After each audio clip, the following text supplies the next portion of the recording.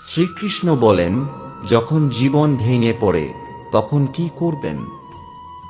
প্রিয় শ্রোতা বন্ধুরা, আজ আমরা জীবনের সেই গভীর সত্য নিয়ে কথা বলবো যা মানুষ সবচেয়ে বেশি এড়িয়ে যেতে চায়: কষ্ট, ব্যর্থতা এবং অনিশ্চয়তা।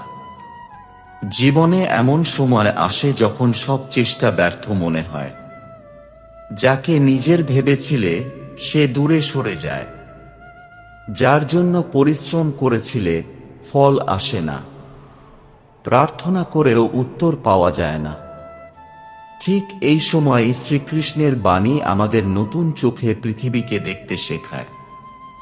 শ্রীকৃষ্ণ বলেন, তোমার অধিকার শুধু কর্মে, ফলে নয়। আমরা অধিকাংশ সময় ফলের চিন্তায় ভুগি। আমি সফল হব তো?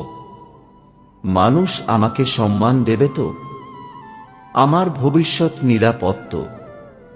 এই প্রশ্নগুলো আমাদের মনকে অস্থির করে তোলে।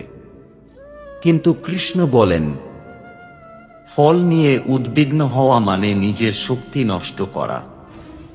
ভাবো, একজন কৃষক যখন বীজ বপন করে, সে কি প্রতিদিন মাটি খুঁড়ে দেখে বীজ গাছ হলো কিনা?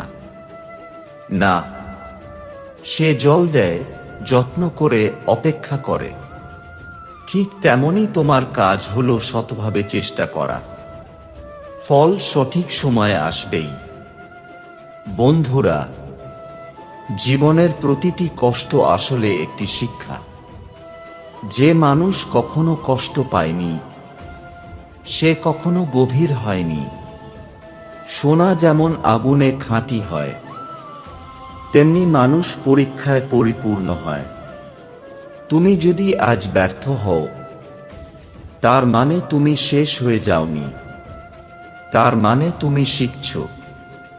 কৃষ্ণ বলেন, ভয়কে জয় করো। আমাদের বেশিরভাগ ভয় কল্পনা থেকে জন্ম নেয়। যদি আমি না পারি, যদি সবাই আমাকে ছেড়ে যায়, যদি ভবিষ্যৎ অন্ধকার হয়। কিন্তু মনে রেখো, ভবিষ্যৎ এখনো আসেনি। তুমি কেন এমন কিছুর জন্য কষ্ট পাবে যা ঘটেওনি? বর্তমানে থাকো। আজকের দিনটাকে সুন্দর করো। আজকের কাজটা মন দিয়ে করো। আরেকটি বড় শিক্ষা, অন্যের সঙ্গে তুলনা করো না। সে কত এগিয়ে গেল, সে কত টাকা উপার্জন করল, সে কত জনপ্রিয় হলো। এসব ভাবতে ভাবতে আমরা নিজের আনন্দ হারিয়ে ফেলি। কৃষ্ণ বলেন, প্রত্যেক আত্মার পথ আলাদা। তোমার গতি তোমার মতোই হবে। যে ধৈর্য ধরে, সেই শেষ পর্যন্ত জয়ী হয়। বন্ধুরা, যখন সবাই তোমাকে ভুল বোঝে, যখন তোমার কথা কেউ শোনে না, তখন নীরবে ঈশ্বরের নাম নাও। নীরবতার মধ্যে এক অদ্ভুত শক্তি আছে। সেখানে তুমি নিজের সত্যিকা